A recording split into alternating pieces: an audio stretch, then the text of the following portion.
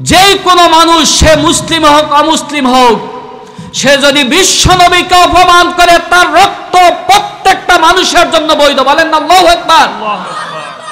আমাদের দেশে কিছুদিন পর পর নবী বিদ্বেষীর আবির্ভাব হয় কি না? কেন হয় জানেন? আমরা যে মুসলিম এগুলা জানি না। আমরা তো মাযহাব মানি কয়টা? একটা মানি, কিন্তু মাযহাব আছে প্রসিদ্ধ 4টা: হানাফি, শাফি, মালিকি, হাম্বলি। এই 4 মাযহাবে কি বলে নবী বিদ্বেষীর ব্যাপারে ফতোয়া কি? সবাই 2টা ব্যাপারে একমত। প্রত্যেকটা মাযহাব 2টা ব্যাপারে একমত। 1 নম্বর হলো যে নবী এবং আল্লাহকে গালি দেয়, 1 নম্বর তার ঈমান শেষ, সে কাফের। সে কি? কাফের, মুরতাদ হয়ে গেল। 2 নম্বর মাসালা হলো এর হত্যা করতে হবে। কি করতে হবে? একবারে 4টা মাযহাবের সবাই এক। এবার বলেন আমরা কোথায় আছি? এরপরে হত্যাটা কে করবে? হানাফি মাযহাবের ফতোয়া হলো যে এর হত্যা করবে রাষ্ট্রপ্রধান অথবা তার প্রতিনিধি। তবে সাথে শর্ত দিয়ে দিলেন, যদি কোনো সাধারণ পাবলিকও নবীর ভালোবাসায় তারে হত্যা করে ফেলে, রাষ্ট্রের প্রধান তার বিরুদ্ধে কোনো ব্যবস্থা নিতে পারবে। বলেন আল্লাহু আকবার। ও প্রিয় ভাইয়েরা, জিজ্ঞেস করি, নবীকে ভালোবাসা আমাদের সবার জন্য ফরজ কিনা নাকি নফল? ফরজ। নবীকে আমরা ভালোবাসি কিনা? সবাই বলবেন নবীকে ভালোবাসি কিনা? নবীকে ভালো না বাসলে ইমানদার থাকা যাবে না, জান্নাত পাওয়া যাবে না। এবার আপনাদেরকে প্রশ্ন করি, নবীকে যারা গালি দেয় এদের মৃত্যুদণ্ড আপনারা চান কি চান না? হাত তুলে দেখান, চান কি চান না? হাত নামান। যদি তাদের মৃত্যুদণ্ড চান তাহলে বলেন তো, এই যে হানাফি মাযহাবের কথা বলছি, মৃত্যুদণ্ড কায়েম করবে কে? রাষ্ট্রপ্রধান। কে? আর কেউ যদি মেরেও ফেলে তাকে শাস্তি দিবে না কে? রাষ্ট্র তারা শাস্তি। এখন আওয়ামী লীগ, বিএনপি, জাতীয় পার্টি সহ যত দল আমাদের দেশে 53 বছরে দেখলেন, বলেন তো, নবীরে গালি দিছে, তারে কেউ মেরে ফেলছে, ওই লোকটারে শাস্তি দেয় না, এরকম ঘটনা আছে? আমি কোরআনের 33 নম্বর সূরা, সূরাতুল আহজাব, এই সূরার 57 নম্বর আয়াত তেলাওয়াত করেছি। আপনাদের মনে রাখতে হবে আমি কি বলি। কোন সূরা? সূরাতুল আহজাব। কোন সূরা? সূরাতুল আহজাব। কত নম্বর সূরা? 33। কত নম্বর সূরা? 33 নম্বর সূরা। আজ আপনারা সবাই মনোযোগ দিয়ে বলবেন, এই পৃথিবীতে যত কিতাব আছে, যত বই আছে, পুস্তক আছে, আমাদের নিকট সবথেকে দামি, সবথেকে গ্রহণযোগ্য, সবথেকে ভালোবাসার একটা বই, তার নাম মাশাআল্লাহ, জোরে বলেন, তার নাম কি? কোরআনের প্রতি ভালোবাসা আছে কিনা আপনাদের? এখানে একটা কোরআন থাকলে ভালো হইতো। আপনারা মন থেকে বলবেন, কোরআনকে যতটুকু আমরা বিশ্বাস করি, কোরআন পড়লে কোরআনের প্রত্যেকটা শব্দ বাক্যকে যেরকম বিশ্বাস করি যে এতে কোনো ভুল, আমরা বঙ্গবন্ধুর বই, জিয়াউর রহমানের বই, নেলসন ম্যান্ডেলার বই, যত বই আছে আমি পড়ি আর সন্দেহ করি বইটা ঠিক না ভুল, ঠিক কিনা? কিন্তু কোরআনটা পড়ে নিঃসন্দেহে এটা সত্য বলে বিশ্বাস করি কিনা? আল্লাহ তাআলা এই কোরআনে বলছেন, ইন্নাল্লাযীনা ইউযুনাল্লাহা ওয়া রাসূলাহু লা'আনাহুমুল্লাহু ফিদ দুনিয়া ওয়াল আখিরাহ ওয়া আ'আদ্দা লাহুম আযাবাম মুহিনা। প্রাণ খুলে বলেন আল্লাহু আকবার। আল্লাহু আকবার। আরো জোরে বলেন আল্লাহু আকবার। আল্লাহু আকবার। আমাদের এখানে যত লোক আছেন এখন মাশাআল্লাহ কম না, কিন্তু এদের আওয়াজ ইমানের সাথে যদি আওয়াজ দেন, আওয়াজ অনেক দূরে আল্লাহ পৌঁছে দিবেন। আর ইমান না দিয়ে, শক্তি দিয়ে, গায়ের শক্তি দিয়ে যদি আওয়াজ দেন, আওয়াজ বেশি দূরে যাবে না। তাহলে আমাদের এই আওয়াজটা হবে কার খুশির জন্য? আল্লাহ। আল্লাহর খুশির জন্য। তাহলে জোরে সোরে আওয়াজ দিয়ে বলেন আল্লাহু আকবার। আল্লাহ তাআলা বলছেন ইন্নাল্লাযীনা ইউযুনাল্লাহ, নিশ্চয়ই যারা আল্লাহ তাআলাকে কষ্ট দেয়, ওয়া রাসূলাহু, তার রাসূলকে কষ্ট দেয়, লাআনাহুমুল্লাহু ফিদ দুনিয়া ওয়াল আখিরাহ, আল্লাহ তাআলা এদের জন্য দুনিয়াতেও লানত আখিরাতেও লানতের ব্যবস্থা করেছেন। বলেন নাউযুবিল্লাহ। ওয়া আ'আদ্দা লাহুম আযাবাম মুহিনা, আর আল্লাহ তাআলা বলছেন দুনিয়াতে এদের জন্য অভিশাপ, আখিরাতে অভিশাপ এখানে শেষ নয়, বরং অভিশপ্ত জীবন নিয়ে জাহান্নামের শাস্তির জন্য এদের জন্য তৈরি করে রেখেছি। বলেন নাউযুবিল্লাহ। প্রশ্ন দুইটা, আল্লাহ এবং তার রাসূল। কয়টা? আল্লাহ এবং তার রাসূল। আল্লাহ এবং তার রাসূলকে যারা কষ্ট দেয় দুনিয়াতে, তাদের জীবনটা অভিশপ্ত জীবন। কেমন জীবন? আওয়াজ দিয়ে বলেন কেমন জীবন? অভিশপ্ত জীবন। শয়তান যেমন অভিশপ্ত, ওই মানুষগুলো সেরকম অভিশপ্ত যারা আল্লাহ এবং তার রাসূলকে কষ্ট দেয়। এবার আপনারা জবান ছেড়ে দিয়ে বলেন, আমরা কি আল্লাহ তাআলা এবং তার রাসূলকে কষ্ট দেওয়ার পক্ষে নাকি খুশি করার পক্ষে? আল্লাহ কবুল করে বলেন আমিন। যে ব্যক্তি আল্লাহকে খুশি করে শুধুমাত্র কবরে পাটা দিতে পারবেন, কবরে পা দিলেন আল্লাহ তাআলা আপনার উপর খুশি, আর কোনো টেনশন আসেনি। দুনিয়াতে আপনি খেয়েছিলেন না খেয়েছিলেন কোনো টেনশন নেই। আল্লাহ তাআলা বলেন আল্লাহকে আমরা কিভাবে কষ্ট দিতে পারি? আল্লাহ তাআলা কি কষ্ট নেন?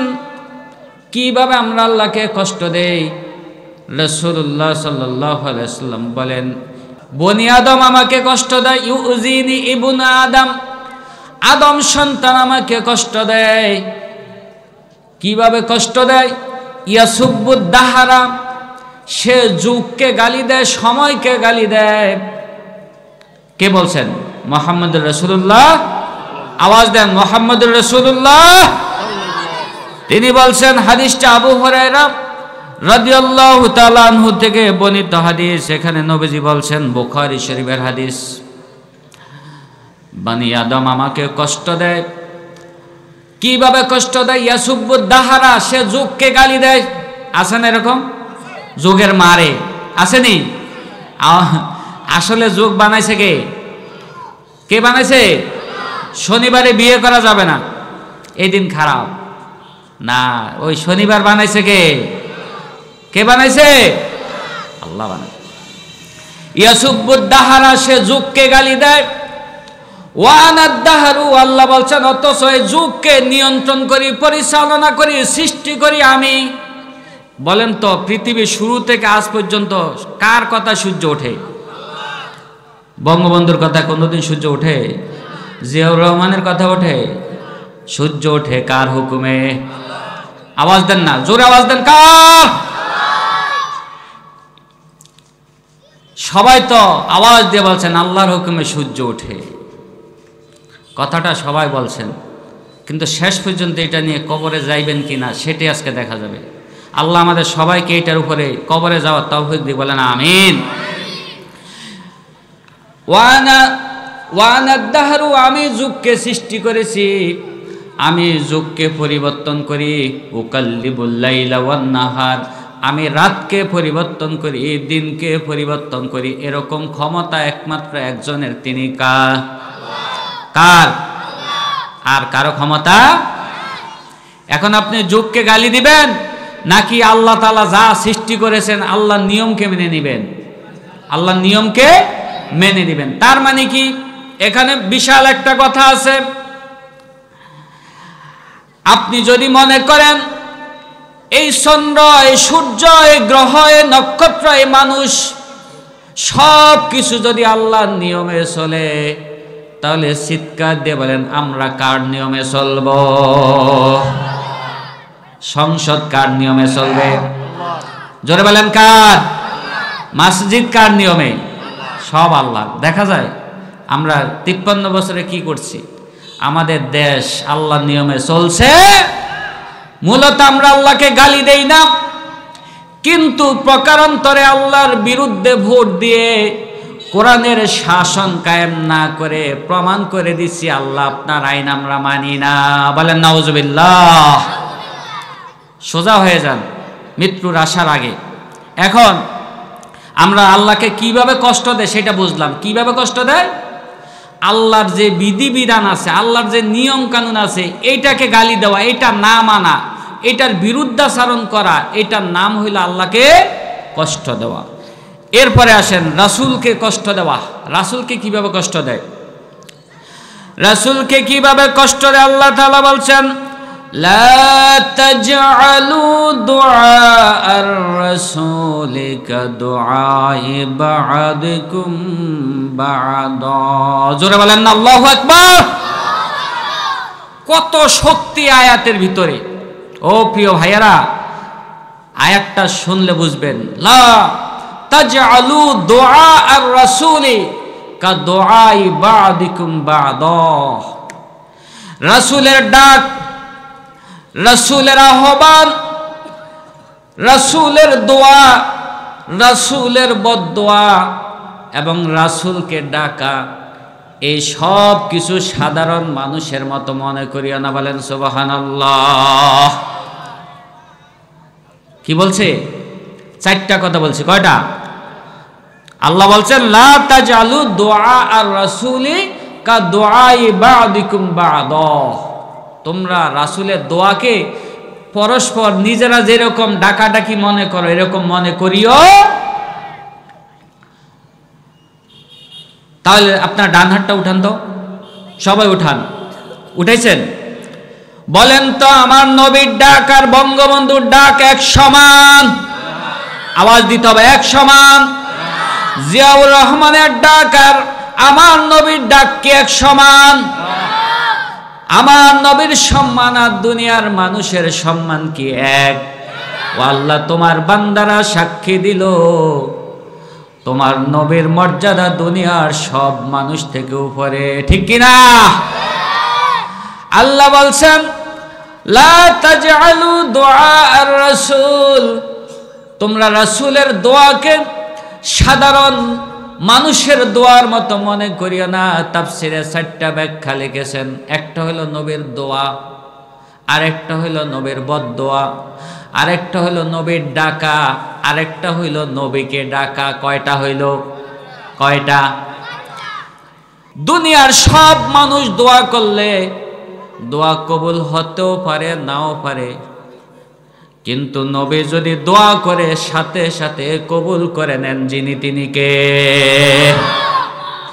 তাহলে আমাদের সাধারণ মানুষের মতো কি আমাদের নবী? আল্লাহু আকবার। বলেন না আল্লাহু আকবার। ওই নবী আমাদের। বলেন ওই নবী। আরো জোরে বলেন ওই নবী। আওয়াজ হয় নাই। ওই নবী। জায়গা জমি দখল করতে বলেন আমাদের, যত শক্তি দেন, ওইটা কি নবী কি জায়গা জমির থেকে কম? তাহলে জোরে বলেন ওই নবী। নবী যদি কাউকে বদদোয়া দেয় সঙ্গে সঙ্গে কবুল করে নেন কে? আবু লাহাব। আবু লাহাবের সন্তানের নাম হলো উতাইবা।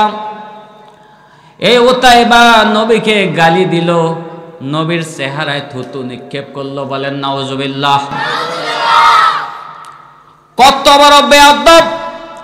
যেই নবীর গায়ে মশা পর্যন্ত পড়ে না, যেই নবীকে পৃথিবীর সব প্রাণীগুলা সম্মান করে, মানুষ নামের ওই পশুটা নবীকে থুতু মারলো, নবীকে গালি দিল, নবীর মেয়ে উম্মে কুলসুমকে তালাক দিয়ে দিল। নবী আল্লাহর কাছে বললেন, আল্লাহ সাল্লিত আলাইহি কালবাম মিন কিলাবিক, ও আল্লাহ তোমার কুকুরগুলার মধ্য থেকে একটা কুকুর তার উপর লেলিয়ে দাও। বলেন আল্লাহু আকবার। অথচ আমরা জানি ওয়ামা আরসালনাকা ইল্লা রাহমাতাল লিল আলামিন। বলেন ওয়ামা আরসালনাকা ইল্লা রাহমাতাল লিল আলামিন। বলেন আল্লাহু আকবার। নবী আমার রহমত, অথচ এই রহমতের নবী আজকে দোয়া করলেন, আল্লাহ তোমার কুকুর থেকে একটা কুকুর তার উপর লেলিয়ে দাও। নবীর রহমত কিন্তু সব কিছুতে ধৈর্য ধরা হয় না। মনে রাখবেন, যে লোকটা আল্লাহ এবং তার রাসূলকে গালি দেয়, অপমান করে, অবমাননা করে, এর কোনো মাপ নাই। মাপ আছে কিনা? আপনারা বলেন মাপ আছে কিনা? আমাকে গালি দিছেন, মাফ করে দিব। দেলোয়ার হোসেন সাইদিকে রাজাকার, দর্শক ইত্যাদি বলেছেন, হয়তো তিনি মাফ করলে করতে পারেন, কিন্তু বিশ্ব নবীকে যে অপমান করবেন তার জিহ্বা টেনে ছিঁড়ে শেষ করে দিব, ঠিক কিনা? নবীজি দোয়া করলেন, আল্লাহ তোমার কুকুর থেকে একটা কুকুর তার বিরুদ্ধে লেলিয়ে দাও। দোয়া কি কবুল নাকি বাদ আছে? কি বাবা হইল? ওই ওতাইবা সিরিয়াতে ব্যবসা করার জন্য গেল। এরপরে তার সাথে অনেক সঙ্গী ছিল। হঠাৎ করে রাতের বেলায় দেখলো একটা বাঘ চলে এসেছে। ওতাইবা যদিও মুসলিম ছিল না, কিন্তু তার মনের ভিতর বিশ্বাস তৈরি হইল, আমি তো এই নবীকে চিনি, যার প্রত্যেকটা কথা গ্রহণ করেন কে। ও মুসলমান ভাইয়েরা, প্রত্যেকটা কাফের বিশ্ব নবীকে চিনেছে, কিন্তু আজ হতবাগা কপাল পরা মুসলিম আমরা বিশ্ব নবীর আদর্শ বাদ দিয়া আজে বাজে আদর্শ গ্রহণ করি, ঠিক কিনা? আল্লাহ তাআলার নবী বদদুয়া করলেন, যখন দেখতে পেল বাঘ চলে এসেছে, তারা বুঝতে পারলো আজকে আমার রেহাই নাই। খেয়াল করেন কি বলতেছে, আজকে আমার রেহাই, আজকে আমার ধ্বংস। একটা লাইন সে তেলাওয়াত করলো, একটা লাইন সে বলল, আমি হইলাম সিরিয়ায় আর বিশ্ব নবী হইল মক্কায় অথবা মদিনায়, সেখান থেকে তিনি আমাকে শেষ করে দিতেছেন। বলেন না আল্লাহু আকবার। নবী কোথায়? মক্কায়। নবী কোথায়? আর আমি কোথায়? সিরিয়া। আমি কোথায়? সেখানে বসে থেকে তিনি আমাকে ধ্বংস করতেছেন। বলেন না আল্লাহু আকবার। ও প্রিয় ভাইয়ারা, এখান থেকে শিক্ষা নেন। হয়তো আপনারা কোরআনের বিরোধিতা করবেন, ওলামায়ে কেরামের বিরোধিতা করবেন, তাদের সাথে বাজে আচরণ করবেন, মাঝে মাঝে তাদের সামনে থেকে মাইক কেড়ে নেবেন, বেয়াদবি করবেন, ঠিকই করতে পারবেন। এমনও করতে পারবেন তাকে ইনজেকশন দিয়ে হত্যা করে মাটির নিচে তাকে কবরে দিয়ে দিলেন, কিন্তু তিনি ঠিকই কবরে, আর আল্লাহ তাআলা তার বদদুয়াকে কবুল করে আপনাকে পাঠাইবে ভারতে, ঠিক কিনা? বলেন না আল্লাহু আকবার। মাজলুমের বদদুয়াকে ভয় করো, এই কথা বলছেন মুহাম্মদুর রাসূলুল্লাহ। ইত্তাকি দাওয়াতাল মাজলুম ফাইন্না বাইনাহু ওয়া বাইনাল্লাহি হিজাব। মাজলুমের বদদুয়াকে ভয় করো, কারণ তার বদদুয়া আর আল্লাহর মাঝে কোনো হেজাব থাকে। বিশ্বাস করেন? বলেন বিশ্বাস করেন কিনা? সাবধান, নবীরা এখন নাই, তাদের ওয়ারিস ওলামায়ে কেরাম আছে, কথাবার্তা বলতে সাবধান। আল্লাহ আমাদের সবাইকে কবুল করে বলেন আমিন। আল্লাহ তাআলা বলছেন, লা তাজআলু দুআআর রাসূলি কাদুআই বা'দিকুম বা'দা। তোমরা রাসূলের দোয়াকে সাধারণ মানুষের দোয়ার মতো মনে করিও না। এই কথা সত্য কিনা? বুঝেন না এতক্ষণ আলোচনার পরে? এই কথা কি সত্য? সত্য। অন্যান্য মানুষ দোয়া করলে একরকম, নবী দোয়া করলে আরেক রকম, বদদোয়া করলেও একরকম, নবী বদদোয়া করলে আরেক রকম। নবীরটা আলাদা, সঙ্গে সঙ্গে গ্রহণ করেন, অ্যাকসেপ্ট করেন, কবুল করেন, রিসিভ করেন কে? এরপরে আল্লাহ তাআলা বলছেন, শুধু তাই নয়, قد يعلم الله الذين يتسللون منكم لواذا ও মুসলমানেরা, তোমাদের ভিতরে কিছু মানুষ আছে, এই নবী যখন তোমাদেরকে ডাকে আসো, আজকে ইসলামী একটা প্রোগ্রাম আছে, আজকে কোরআনের মজলিসে যাওয়া লাগবে, আজকে জিহাদে যাওয়া লাগবে, যুদ্ধে যাওয়া লাগবে। কিছু মানুষ এই কথা শুনে মুনাফিক মার্কা যারা আছে তারা আসতে দেরি করে, ঢিলেমি করে পিছনে এসে বসে যায়, এমনকি সুযোগ পাইলে পিছন থেকে চলে যায়। বলেন নাউজুবিল্লাহ। এটা কোরআনের কথা। কার কথা? কোরআনে আল্লাহ বলছেন কিছু মানুষ ছিল মুনাফিক, নবীর সময় ছিল, নবীর সময়ও এখন আগের থেকে বেশি না কম? বেশি কিনা?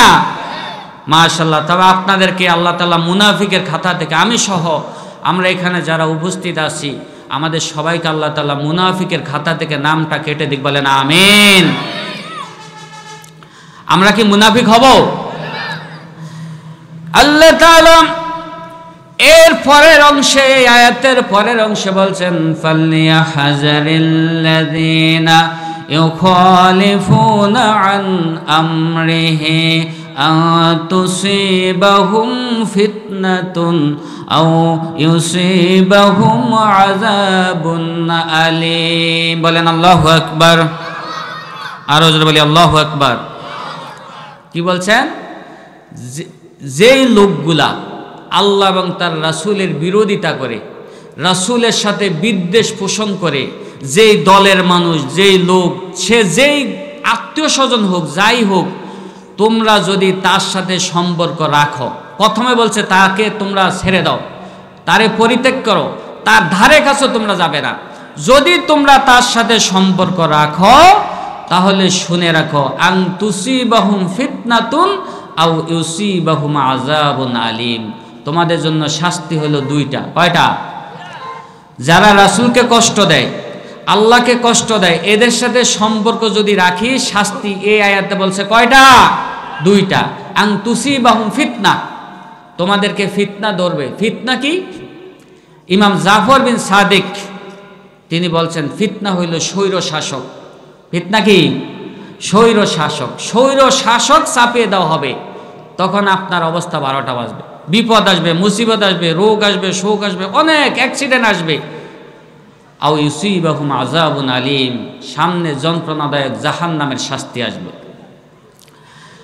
একজন লোক অন্ধ সাহাবী, উনি অন্ধ ছিলেন, তার উম্মে ওয়ালাদ অর্থাৎ একজন দাসী ছিল।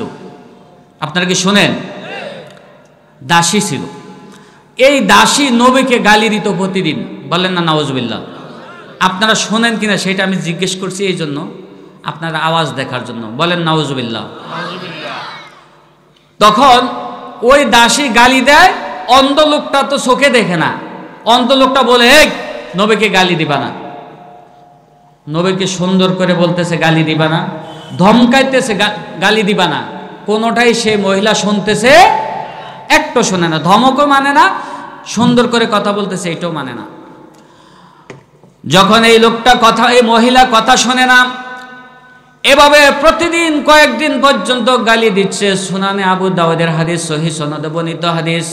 এই অন্ধ মহিলা আরেকদিন গালি দেওয়া শুরু করলো রাতের বেলা।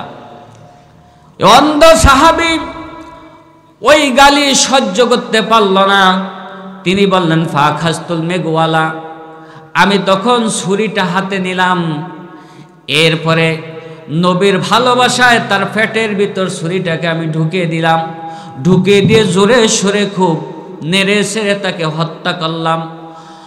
তার পায়ের মাঝখানে আমার 2টা সন্তান ছিল, ওই 2টা সন্তান এই মহিলার রক্তে রক্তাক্ত হয়ে গিয়েছিল। সকালবেলা খবর চলে গেল নবীজির কাছে, সবাই বলল অমুক মহিলা মারা গিয়েছে, তাকে হত্যা করা হয়েছে।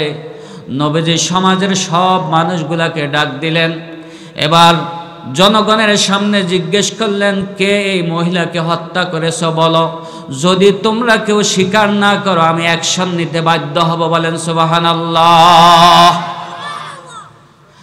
নবী তখন নেতা, প্রধানমন্ত্রী, একজন প্রধানমন্ত্রীর রাষ্ট্রে কোনো মানুষ মারা যাবে, অ্যাকশন নিবে না, এরকম হইতে পারে?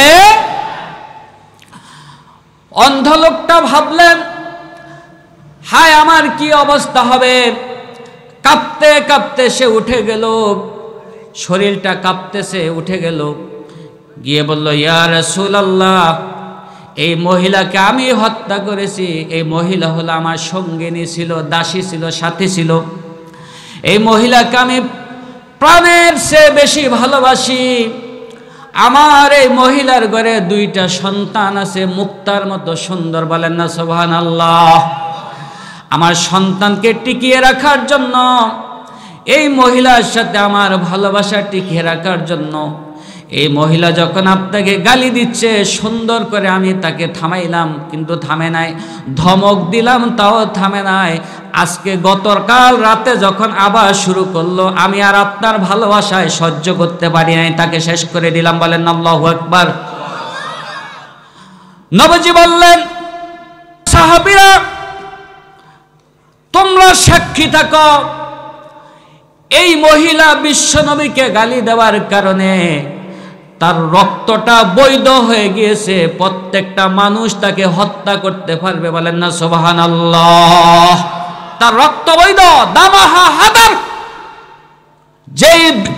যেই কোনো মানুষ, সে মুসলিম হোক অমুসলিম হোক, সে যদি বিশ্ব নবীকে অপমান করে, তার রক্ত প্রত্যেকটা মানুষের জন্য বৈধ। বলেন না আল্লাহু আকবার।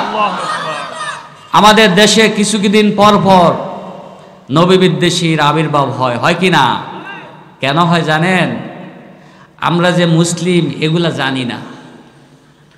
আমরা এগুলা বিচার ছিল এরকম। 4টা মাযহাবের কথা আমি বলে শেষ করতেছি। আমরা তো মাযহাব মানি কয়টা?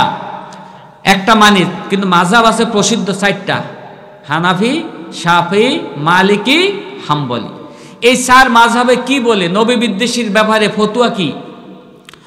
সবাই 2টা ব্যাপারে একমত। প্রত্যেকটা মাযহাব 2টা ব্যাপারে একমত। 1 নম্বর হলো, যে নবী এবং আল্লাহকে গালি দেয়, 1 নম্বর তার ঈমান শেষ, সে কাফের। সে কি? কাফের, মুরতাদ হয়ে গেল। 2 নম্বর মাসালা হলো, এর হত্যা করতে হবে। কি করতে হবে? একবারে 4টা মাযহাবের সবাই এক। এবার বলেন আমরা কোথায় আছি? এরপরে হত্যাটা কে করবে? হানাফি মাযহাবের ফতোয়া হলো যে এর হত্যা করবে রাষ্ট্রপ্রধান অথবা তার প্রতিনিধি। তবে সাথে শর্ত দিয়ে দিলেন, যদি কোনো সাধারণ পাবলিকও নবীর ভালোবাসায় তারে হত্যা করে ফেলে, রাষ্ট্রের প্রধান তার বিরুদ্ধে কোনো ব্যবস্থা নিতে পারবে। বলেন আল্লাহু আকবার। ও প্রিয় ভাইয়েরা, জিজ্ঞেস করি, নবীকে ভালোবাসা আমাদের সবার জন্য ফরজ কিনা নাকি নফল? ফরজ। নবীকে আমরা ভালোবাসি কিনা?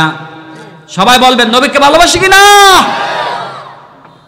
নবীকে ভালো না বাসলে ইমানদার থাকা যাবে না, জান্নাত পাওয়া যাবে না। এবার আপনাদেরকে প্রশ্ন করি, নবীকে যারা গালি দেয়, এদের মৃত্যুদণ্ড আপনারা চান কি চান না? হাত তুলে দেখান, চান কি চান না? হাত নামান। যদি তাদের মৃত্যুদণ্ড চান, তাহলে বলেন তো, এই যে হানাফি মাযহাবের কথা বলছি, মৃত্যুদণ্ড কায়েম করবে কে? রাষ্ট্রপ্রধান। কে? আর কেউ যদি মেরেও ফেলে, তাকে শাস্তি দিবে না কে? রাষ্ট্র তারা শাস্তি। এখন আওয়ামী লীগ, বিএনপি, জাতীয় পার্টি সহ যত দল আমাদের দেশে 53 বছরে দেখলেন, বলেন তো, নবীরে গালি দিছে, তারে কেউ মেরে ফেলছে, ওই লোকটারে শাস্তি দেয় না, এরকম ঘটনা আছে? নাই।